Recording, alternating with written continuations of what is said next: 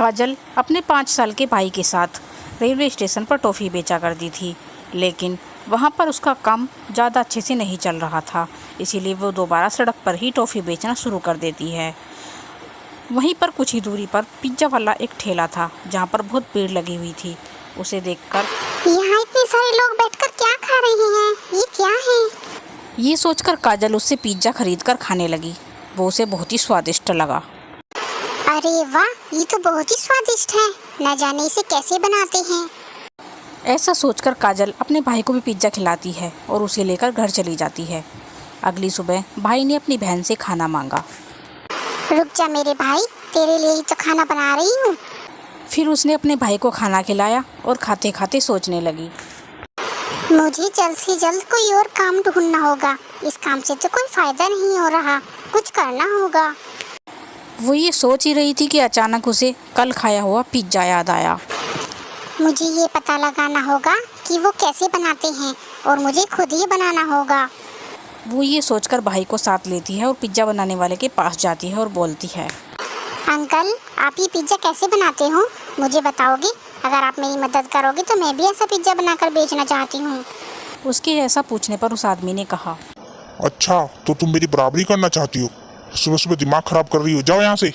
उसने उसे फटकार कर दूर जाने को कहा। ऐसी बात नहीं है, एक बार मेरी बात तो सुनिए।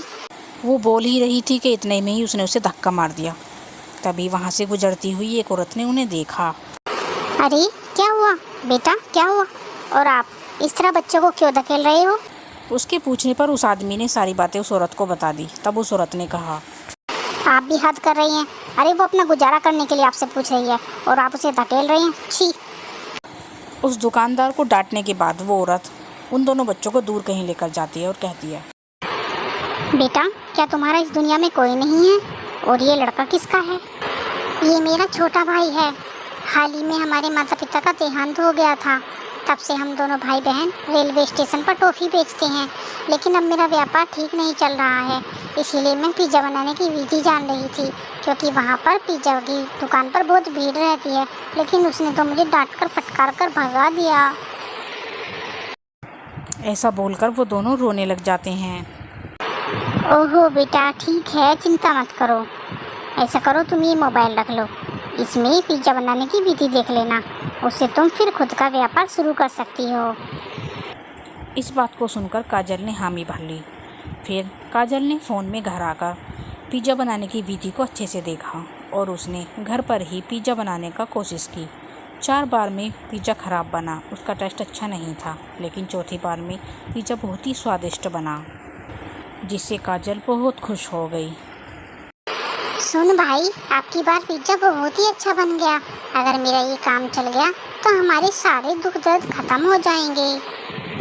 ये सोचकर उसने अगले ही दिन रेलवे स्टेशन पर जाकर पिज़्ज़ा बनाना शुरू कर दिया। ताज़ा ताज़ा स्वादिष्ट पिज़्ज़ा लीजिए, ताज़ा ताज़ा ताज़ा ताज़ा स्वादिष्ट पिज़्ज़ा लीजिए। इस तरह आवाज़ देकर वो रोज़ पिज़्ज़ा बेचने लगी। कम दाम में पिज़्ज़ा दे रही थी, इसीलिए काफ़ी लोग उससे पिज़्ज़ा खरीद रहे थे। बहुत ही कम समय में सारे पिज़्ज़ा बिक जाने की वजह से वो जल्दी घर लौटी। आज मुझे पूरे 1000 रुपये का फ़ायदा हुआ। हर दिन ऐसे ही मुझ पर कृपा रखना अपनी। इस तरह पिज़्ज़ा के ज़रिए हर रोज़ वो बहुत पैसे कमाने लगी।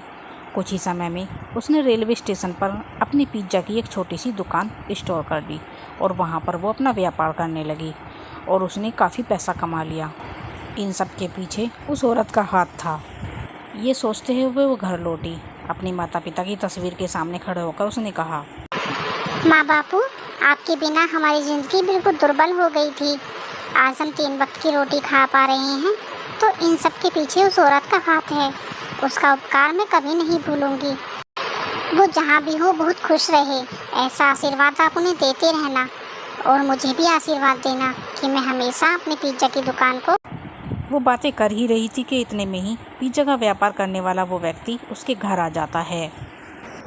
ए लड़की, आज के बाद तू पिज्जा का व्यापार नहीं करेगी, और अगर तूने ऐसा किया ना तो तुझे और तेरे भाई दोनों को मार दूंगा।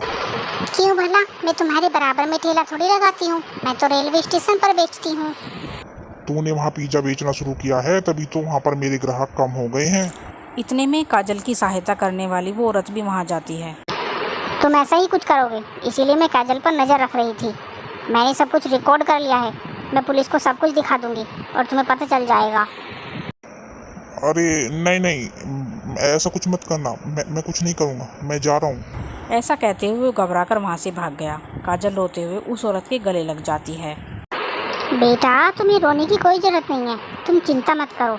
जब भी तुम्हें कोई दिक्कत परेशानी हो, मैं यहीं पड़ोस में रहती हूँ, तुम मुझे तुरंत बता देना। मैं चाहती हूँ कि तुम्हारा बड़ा नाम हो। उस औरत ने काजल को धैर्य दिया और जैसा उसने कहा था ठीक वैसा ही हुआ। इतनी छोटी सी उम्र में काजल ने पिज़्ज़ा का व्यापार चलाया, जिसकी वजह से वो न्यूज़ में भी आ गई और उसका सच में बहुत बड़ा नाम हुआ। ये सब देखकर काजल बहुत खुश हुई और काजल की सहायता करने वाली वो औरत भी बहुत खुश हुई।